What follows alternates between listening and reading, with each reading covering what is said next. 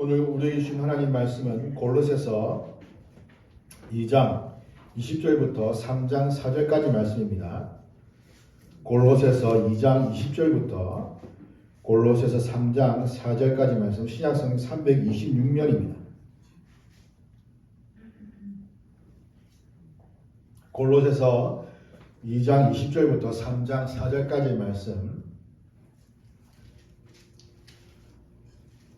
제가 봉독하도록 하겠습니다. 너희가 세상의 초등학문에서 그리스도와 함께 죽었거든 어찌하여 세상에서 사는 것과 같이 규례에 순종하느냐. 곧 붙잡지도 말고 맛보지도 말고 만지지도 말라 하는 것이니 이 모든 것은 한때 쓰이고는 없어지리라. 사람의 명령과 가르침을 따르느냐. 이런 것들은 자의적 숭배와 겸손과 몸을 괴롭게 하는 데는 지혜 있는 모양이나 오직 육체를 따르는 것을 금하는 데는 조금도 유익이 없느니라. 그러므로 너희가 그리스도와 함께 다시 살리심을 받았으면 위의 것을 찾으라. 거기는 그리스도께서 하나님 우편에 앉아 계시느니라. 위의 것을 생각하고 땅의 것을 생각하지 말라. 이는 너희가 죽었고 너희 생명이 그리스도와 함께 하나님 안에 감추어졌습니다. 우리 생명이신 그리스도께서 나타나실 그때에 너희도 그와 함께 영광 중에 나타나리라. 아멘. 지난 주일 부활주일을 또 보내면서 이번 한 주간 부활의 삶 또 부활의 생명을 가지고 사셨는지는 모르겠습니다.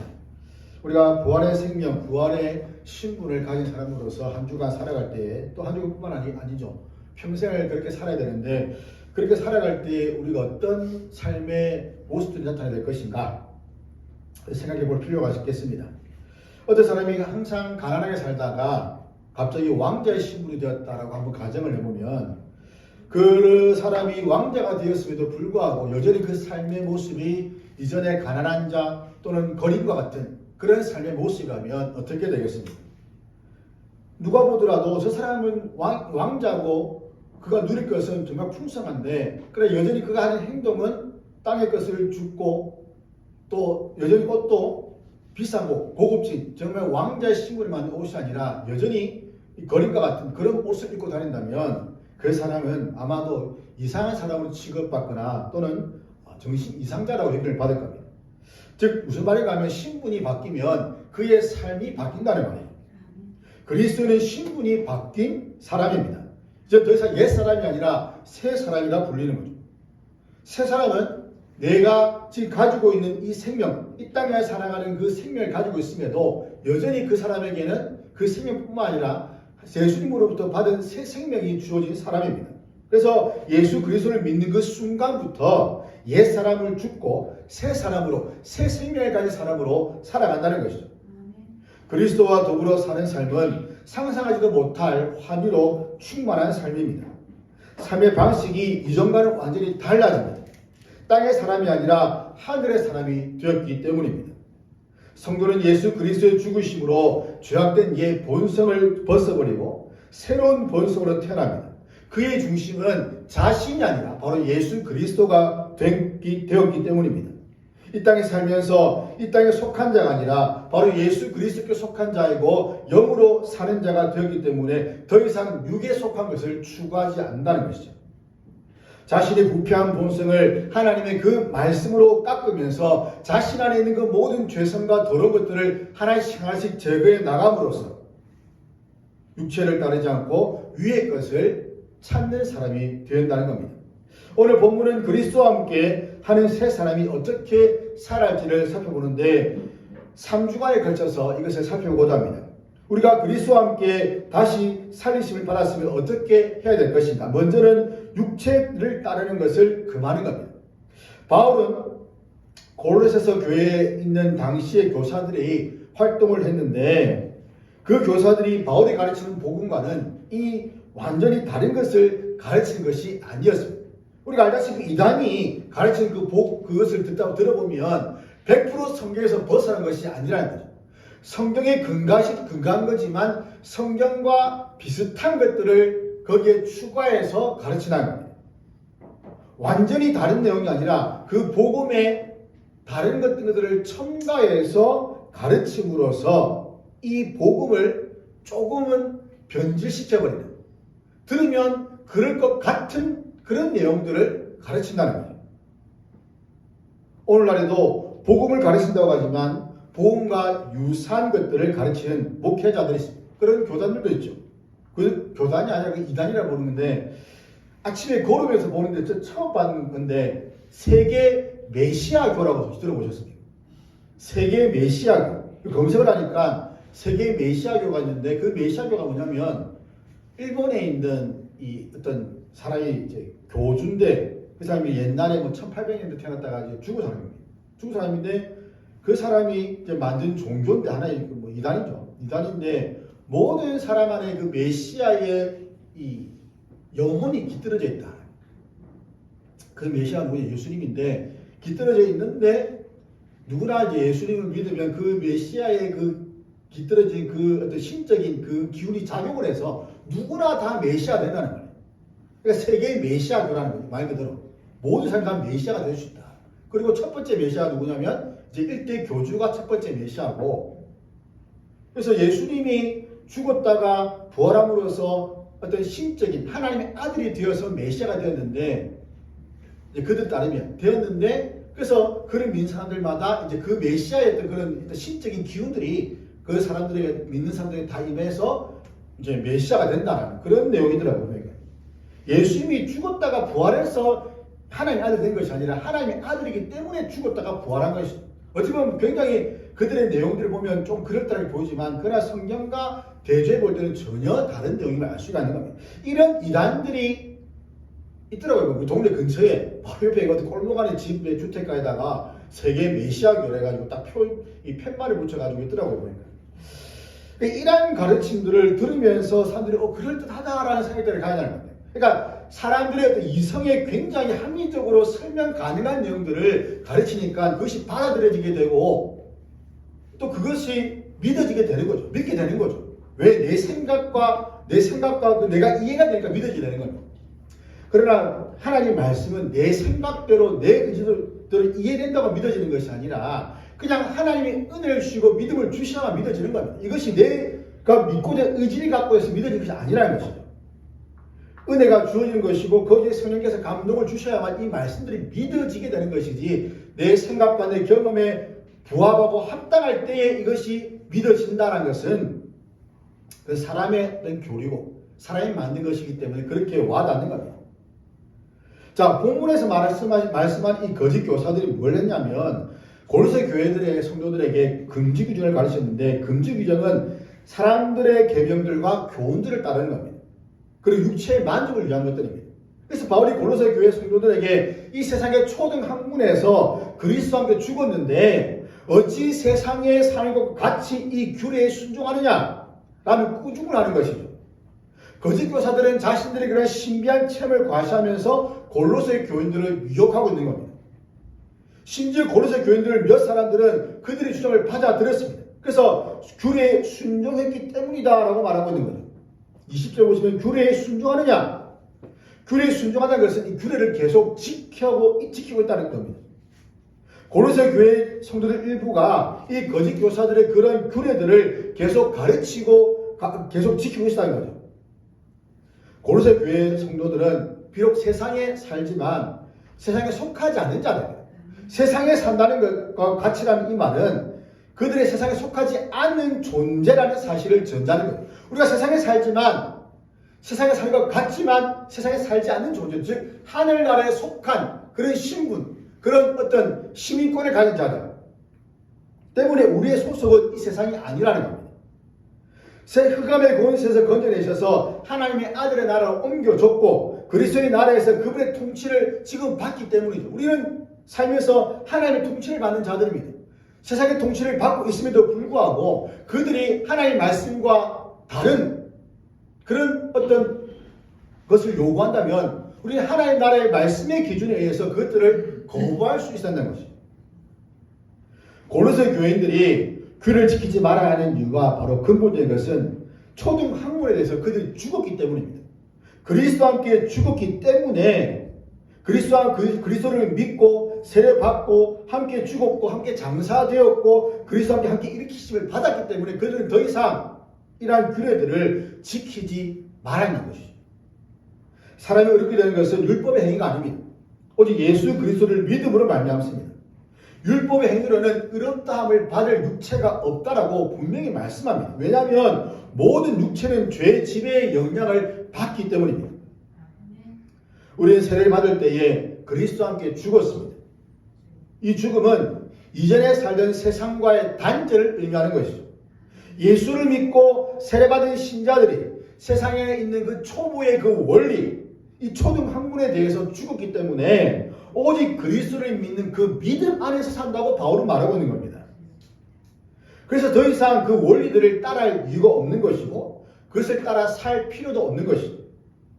세상에 살지만 그리스도의 나라, 즉 하나님의 나라에 속한 자들로서 하나님의 나라의 원리와 그 가치에 따라 살아가는 겁니다. 세상의 초등학문, 이것은 세상의 초보 원리입니다. 가장 기본적인 원리. 이 초보 원리들은 골로새 교회 교인들이 개종하기 전에 그 매여있던 이방 종교의 원리들과 가르침, 또 이방 사회의 관습들을 나타냅니다. 예수 믿기 전에 불교를 열심히 다녔던 그 불교 신자들이 예수님 믿고 교회 와서 이렇게 인사하면 어떻게 인사합니까? 손을 모으고 합장하잖아요. 왜냐하면 그것이 몸에 배었기 때문이죠. 그것이 나쁘다, 안 나쁘다가 아니라 그런 배어있는 그 모습이 있다면, 그러나 솔직히 교회에서는 이런 것들을 가르쳐서 그런 합장의 행위를 하지 않도록 가르치는 것이 맞다. 그런데 이제 우리 하는 바가 뭐냐면 그렇게 또 그런 것들을 가르침으로써 이 사람이 시험 들고 또 마음이 상할까봐 하지 못하는 경우가 많다는 거죠. 그럼 엄밀히 말하면 그러한 것들조차도 과감하게 끊어낼 수 있도록 가르치는 것이 교회에서는 필요하다는 겁니다. 이러한 어떤 관습적인 모습들, 어떤 이런 배어있는 그런 것들을 가르침으로써 그것을 끊어낼 수 있도록 하는 것. 그래서 바울이 말하는 것, 지금 말하는 것이 바로 그거라는 거죠. 거짓 교사들의 규정들을 이방 종교의 규정들과 가르침과 다를 바 없는 것을 간주하면서 왜 이것을 너희들이 지켜가느냐? 왜 순종하느냐? 왜 다시 그 게임에 빠져가지고 율법의 종이 되느냐라는 겁니다. 다시 율법으로 돌아가느냐? 많은 성도들이 율법의 종으로 돌아가는 경우가 많다는 거죠. 처음에 우리가 믿음으로 산다고 말하지만 그 믿음의 삶이 시간이 지날수록 그 믿음과 행위의 순서가 바뀌어버린다는 겁니다. 점점 행위에 치중하게 된다는 거죠. 어떤 사람이 매일 교회에 와서 기도하고 금식을 자주 합니다. 그러나 집에 가면 가족들에게 화를 내고 직장 가면 거짓말합니다. 그러면서 하는 말이 나는 금식도 하고 기도도 많이 하기 때문에 나는 만족한다 라고 말한다면 우리가 그 사람을 어떻게 바라봐야 되겠습니까? 금식도 하고 기도도 많이 한다. 이러한 행위에 더 무게를 두는 경향이 있다는 말입니다. 왜냐하면 이 행위를 통하면 결국은 자기 자신이 드러나게 되는 거죠. 내가 이렇게 많이 한다. 내가 높이고 내가 드러낼 수 있는 그것이 수단이 바로 그런 행위이기 때문입니다. 그래 하나님이 보시는 것은 그의 금식도 아니고 그의 기도도 아니고 바로 그의 삶이라는 것이죠. 전도도 하고 봉사도 하고 구제도 하고 예배도 많이 하고 기도도 열심히 하고 말씀도 열심히 배우지만 이러한 신앙과 관련된 행위들을 열심히 한다고 해서 우리가 구원을 받는 것은 아닙니다. 하나님은 그 사람의 그 삶이 어떻게 사느냐를 보는 것이고 이러한 우리에게 주신 그 구원은 하나님이 우리에게 주시는 은혜의 선물이라는 것이죠. 우리의 행위는 구원의 은혜에 감사하면서 나타나는 그런 표현이라는 것을 기억해야 됩니다. 사람은 처음에는 생각을 해서 이렇게 하면 정말 하나님 말씀대로 잘 살 것이라고 생각을 해서 그런 행동들을 하지만 시간이 지날수록 자신이 하는 행위에 집중을 하게 되고 처음에 가졌던 그런 마음과 그런 생각들을 점점 잊어버리게 되는 것이죠. 그래서 문득 떠오르면서 내가 왜 이것을 이렇게 열심히 할까 했을 때 내가 이러한 생각과 이런 마음을 가지고 시작했구나 라는 것을 떠올리게 되면 다시 이제 원래의 모습으로 이전의 마음들을 품게 되고 다시 그러한 것들을 돌아가게 되는 겁니다. 그러니까 이런 과정이 없이 그냥 쭉 가다 보면 결국에는 남는 것은 그런 정신과 그런 처음에만 그런 것이 아니라 결국에는 자신의 행위만 남게 된다는 거예요.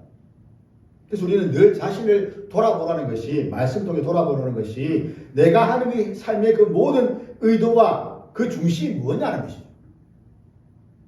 이런 행위에 치중하는 것이냐, 아니면 내 마음 가운데 그 정말 구원에 대한 기쁨과 감사로 말미암아 이런 행위가 나오는 것이냐, 이런 것들을 살펴보라는 겁니다. 바울과 달리 거짓 교사들은 붙잡지도 말고 맛보지도 말고 만지도 말라라고 가르치는 것인데, 이 규례들은 뭐냐면 정결과 음식에 관한 것들. 붙잡지 말라, 만지지 말라, 이건 접촉하지 말라는 유대교의 정결법과 관련이 있습니다. 유대 전통에 의하면 시체 또 문득병자 같은 불결한 대상을 접촉한 사람은 불결해집니다. 맛보지 말라는 것은 음식과 관련된 것인데 부정한 음식을 먹지 말라는 것이죠. 거짓 교사들은 하나님의 언약 백성이 가지는 정체성의 표지로서 정결법과 음식법을 지켜야 한다고 주장을 한 겁니다. 이렇게 하면 부정한 것들로부터 자신들의 정결을 지킬 수 있고 어떠한 신비한 체험을 할 수 있다고 믿었던 겁니다.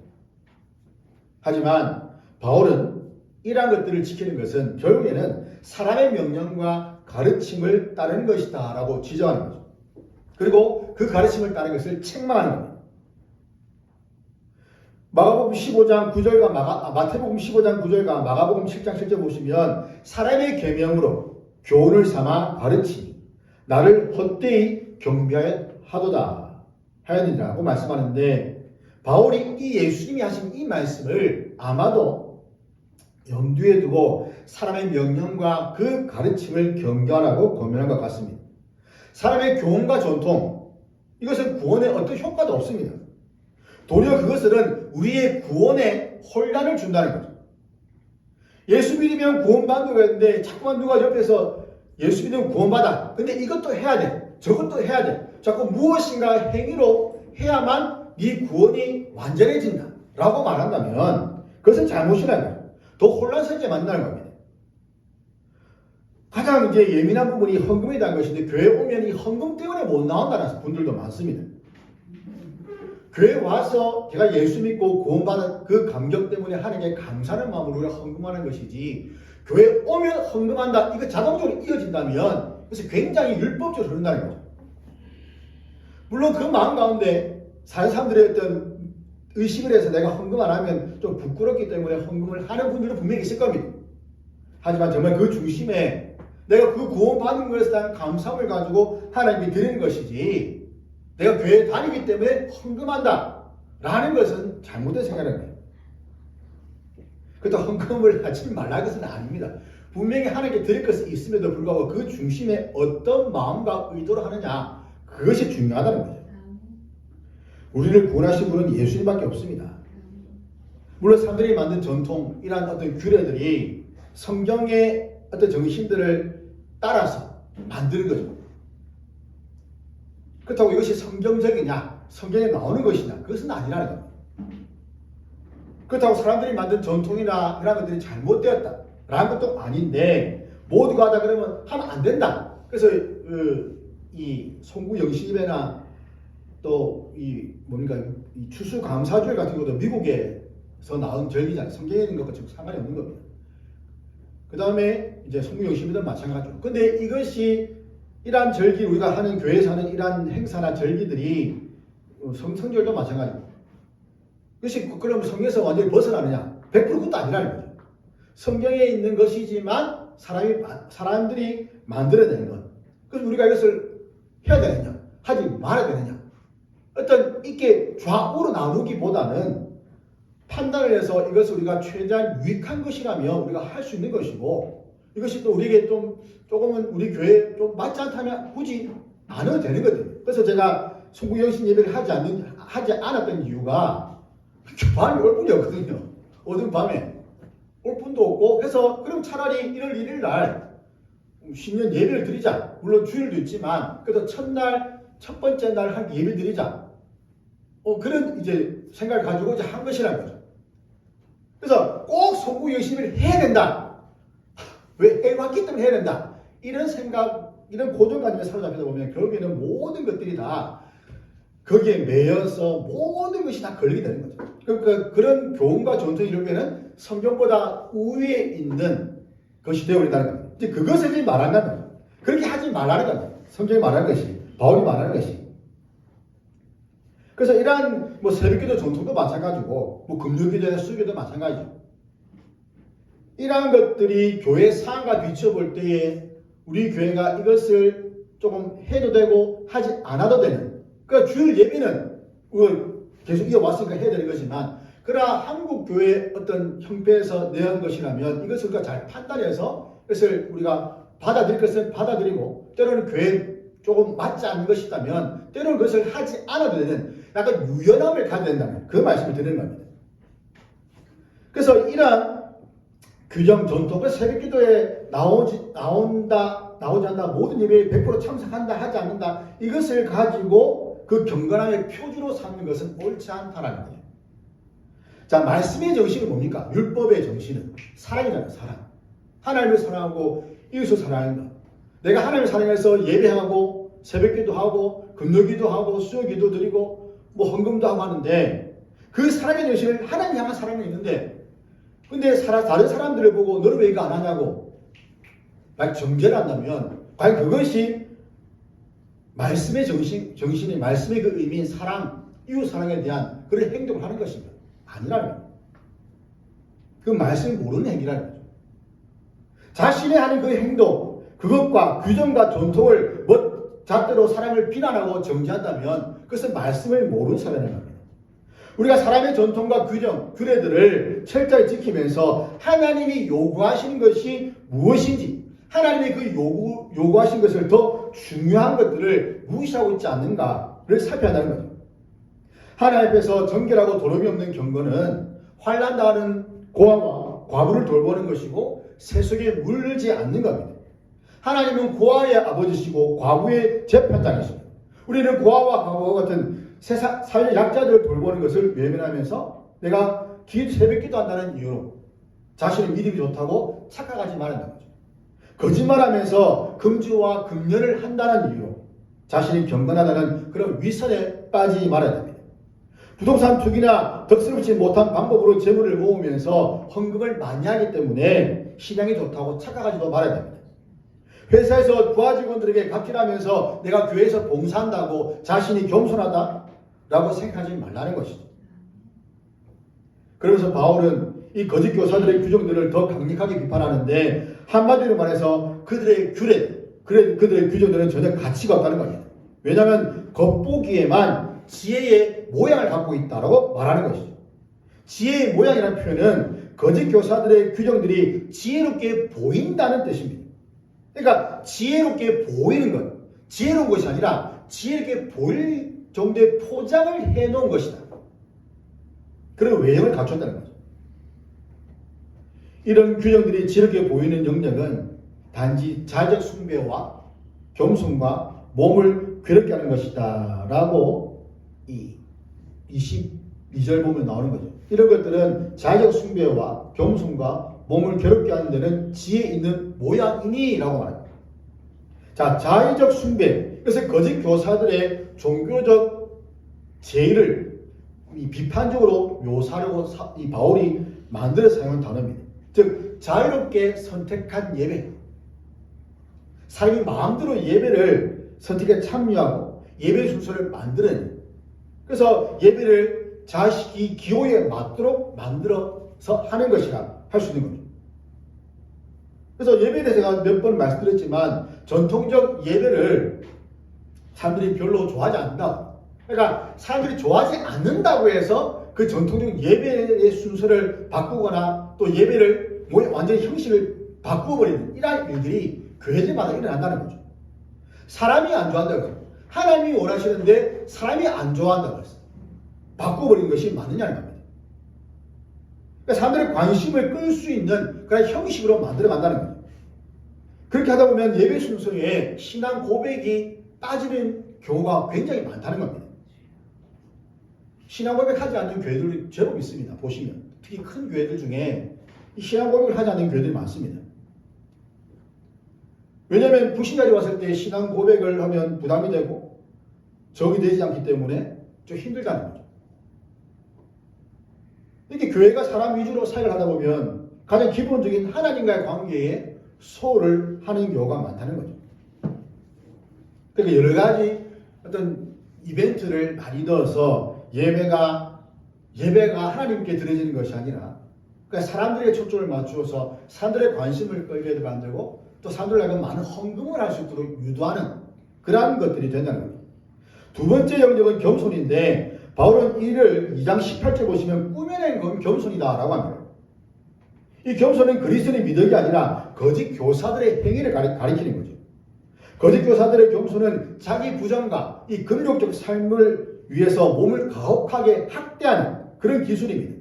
그래서 이 겸손은 그냥 미덕이라기보다는 하나님과 사람 앞에서 잘 보이기 위한 겸손, 그것을 말하는 거죠. 세 번째는 몸을 괴롭게 하는 것. 괴롭게 한다는 것은 아무것도 아끼지 않음을 뜻하는 것인데 몸을 아끼지 않고 가혹하게 취급하는 것을 가리킵니다. 그래서 거짓 교사들의 특징은 음식과 음료를 금하고 금식을 하고 일부러 몸을 고통스럽게 하면서 자기들 스스로 하나님의 충만과 환상을 받을 준비를 한다고 생각했던 겁니다.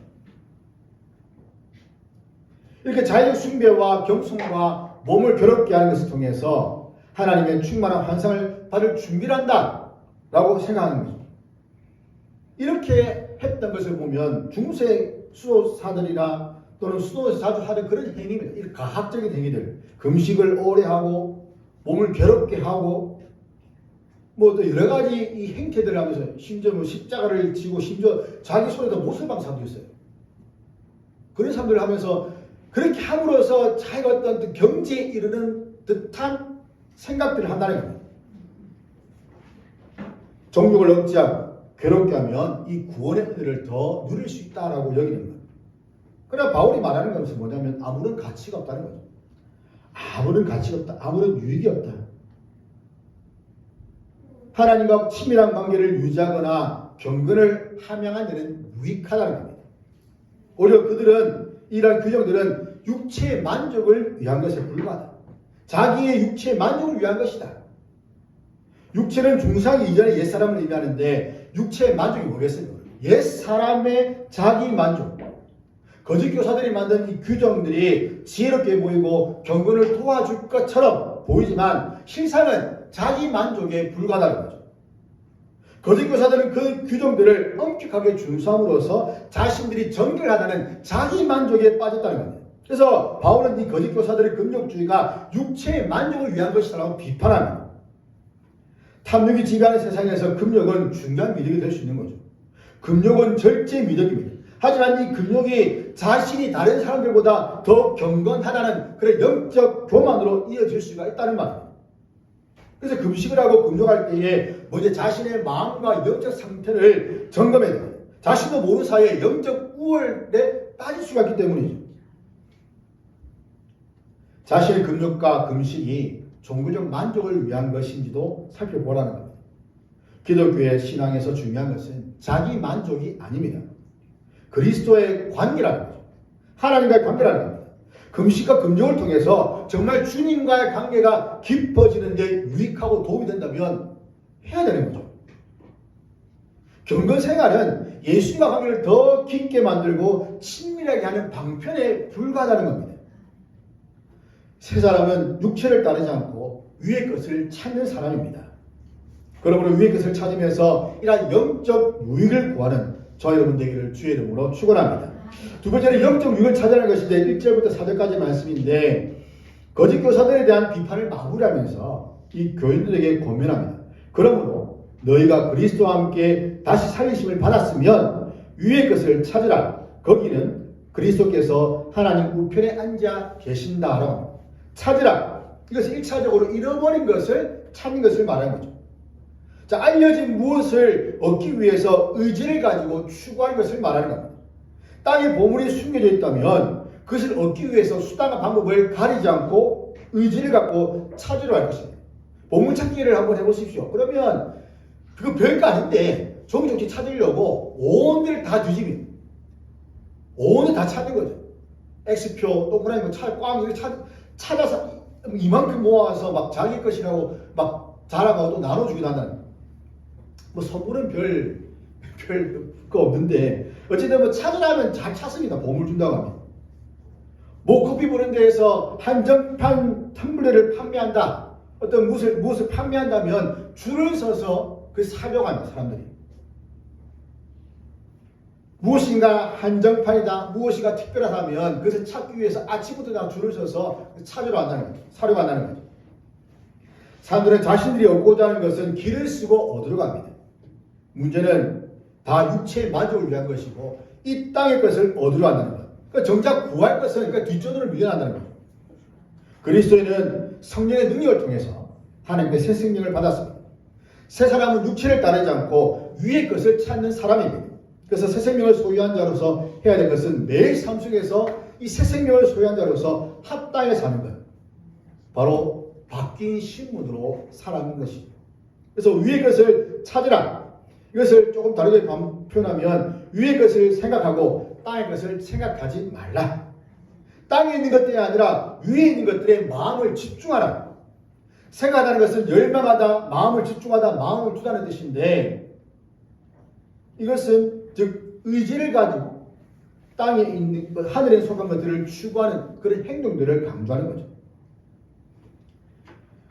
마태복음 13장 44절 보시면 천국은 마치 밭에 감추인 보화와 같으니 사람이 이를 발견한 후 숨겨두고 기뻐하며 돌아가서 자기의 소유를 다 팔아 그 밭을 사느니라. 이어서 나오는 말씀이 또 천국은 마치 좋은 진주를 구하는 장사와 같으니 극히 값진 진주 하나를 발견하며 가서 자기 소유를 다 팔아 그 진주를 사느니라. 우리가 하늘의 것을 찾는 것도 바로 이와 같아야 됩니다. 문제는 무엇의 열망을 가지고 마음을 쏟느냐. 가치관에 따라서 열망을 갖는 대상이 달라지는 거죠. 건강과 명예와 학벌과 인간관계와 부에 대한 가치관에 따라서 그 마음이 쏟을 때도 있고 추구할 때도 있다는 겁니다. 땅에 있는 것들에게 우리의 마음을 두어서는 안 됩니다. 땅에 있는 것들은 우리가 죽어야 할 땅의 지체들을 다 포함하는데 땅의 지체들이 뭐냐? 음행과 더러운 것과 정욕과 악한 욕망과 탐욕입니다. 또 분노와 격분과 악의와 비방과 부끄러운 말과 거짓말입니다. 이런 것들은 다 땅에 속한 것들이기 때문에 옛사람에 속한 것들이고 때문에 하늘에 속한 우리는 더 이상 이런 것들을 찾지 않고 구하지 않고 다 내어버리고 다 죽이고 그로부터 벗어나야 한다는 것이죠. 땅에 있는 것들에 마음을 두지 말라. 세상 것들을 사랑하지 말라는 말입니다. 육체를 따라 살기를 거부해야 되고 세상에 있는 모든 재물과 권세와 명예와 쾌락을 사랑하지 말라는 것이죠. 자, 위에 있는 것들을 생각해야 하는 이유가 뭐냐? 바로 이는 너희가 죽었고 너희 생명이 그리스도와 함께 하나님 앞에 감추어졌기 때문이다. 우리는 그리스도와 함께 죽었습니다. 그리고 세례를 받음으로써 그분과 함께 죄에 대해 죽고 세상의 초보 원리에 대해서 죽었습니다. 더 이상 세상 속에서 매이지 않고 더 이상 옛사람처럼 살아서도 안 된다는 거죠. 옛사람이 그리스도와 함께 십자가에 못 박혔습니다. 그래서 죄와 사망의 곳에서 건진받고 새 생명을 얻어서 하나님 나라로 옮겨진 것이죠. 또한 이어서 나온 것이 생명이 그리스도와 함께 하나님 안에 감추어졌기 때문이라고 말합니다. 이 생명이 무슨 생명이냐? 하나님이 주신 생명입니다. 이것은 그리스도의 부활의 생명이고 종말 시대에 속한 생명이고 새하늘과 새 땅에서 누릴 생명입니다. 이런 영적 생명을 받은 사실은 하나님을 알고 예배하고 교제하는 것으로 나타난다는 거죠. 그러면서 장차 일어날 일을 바울이 말하는 것이 뭐냐면 우리 생명이신 그리스도께서 나타나실 때 그때에 너희도 그와 함께 영광 중에 나타나리라. 나타나는 것은 공개적인 출현을 말합니다. 그리스도의 재림이 어떤 한 지역이 모는 것이 아니라 세상 모든 사람들이 이 예수의 재림을 볼 것을 말하는 거죠. 천사장의 소리와 하나님의 나팔 소리와 함께 하늘로부터 강림할 것을 말씀하시는 겁니다. 그때 모든 사람이 예수님을 보고 그분이 만왕의 왕이시고 만주의 주님이시라는 사실을 알게 된다는 겁니다. 그리스도의 오심을 보고 고대하는 사람들은 큰 기쁨으로 그분을 맞이하고 무릎 꿇고 그분을 경배할 것이지만 그리스도와 그분의 백성을 대적하는 자들은 동굴들과 산들의 바위 틈에 숨어서 두려움을 떨 것이다라고 계시록에서 말씀합니다. 이렇게 모든 사람들이 보는 가운데 오신 이 주님은 바로 우리의 생명이 되신다는 거예요. 그리스도 자신이 부활이시고 생명이십니다. 우리는 그분과 함께 죽었고 다시 일으키심을 받아서 이 부활 생명을 받았습니다. 그래서 그리스도를 믿는 자는 죽어도 살 것이고 살아서 그분을 믿는 자는 영원히 죽지 않는다라고 말씀하시는 겁니다. 그리스도는 생명 없는 자들에게 생명을 주시고 그 생명을 풍성하게 누리게 하십니다. 그래서 위에 있는 것, 즉 하나님의 오른편에 앉아 계신 예수 그리스도와 그분의 나라, 이것을 찾고 구하라는 것이죠. 신자의 경건함과 삶의 중심은 환상체험이 아닙니다. 신비한 능력도 아닙니다. 오직 예수 그리스도입니다. 비록 우리의 영광스러운 모습이 지금은 사람들 눈에 보이지 않지만 우리의 생명이시며 영광이신 그 예수님이 다시 오시는 그날 우리의 그 영광스러운 모습이 모든 사람들 가운데 다 드러나게 된다는 것이죠. 새 사람의 삶은 육체의 유익을 금합니다. 우리의 영적 유익을 구합니다. 자신의 모든 육체의 소욕을 배설물로 여기면서 오직 그리스도와 하나님의 그 은혜를 구하며 살아갑니다. 우리는 언제나 죄에 넘어질 수 있는 연약한 존재라는 사실을 우리는 잊어서는 안 됩니다. 하나님의 은혜와 그 말씀과 기도로 날마다 거룩하게 변화되는 그런 은혜를 우리는 구해야 됩니다. 우리가 왜 새 사람으로 살 수 있겠습니까? 그이는 우리의 결심 때문은 아닙니다. 우리가 아무리 결심하고 다짐하고 노력한다 하더라도 우리의 삶에 있는 우리 생활 속에 나타나는 그 잘못 하나 바꾸지 못하는 정말 연약한 자라는 거죠. 내가 아무리 결심하고 노력해 보십시오. 그것이 얼마나 가나 보면 얼마 가지 못해서 다시 원래대로 돌아간다는 겁니다. 우리가 새 사람으로 살 수 있는 유일한 이유는 바로 예수님께서 우리를 위해 죽으셨기 때문입니다. 예수 그리스도와 함께 죽었고 그분과 함께 다시 살아났기 때문에 우리는 새 사람으로 살 수 있는 겁니다. 새 사람은 육체를 따르지 않고 위의 것을 찾으며 사는 사람입니다. 그러므로 오늘도 이러한 육체의 것을 따르지 않고 위의 것을 찾음으로써 앞으로 오실 그 그리스도와 함께 나타날 그 영광을 바라보고 소망하며 이 땅 가운데 새 사람으로 그리스도와 함께 살아가는 은혜가 있기를 주의 이름으로 축원합니다.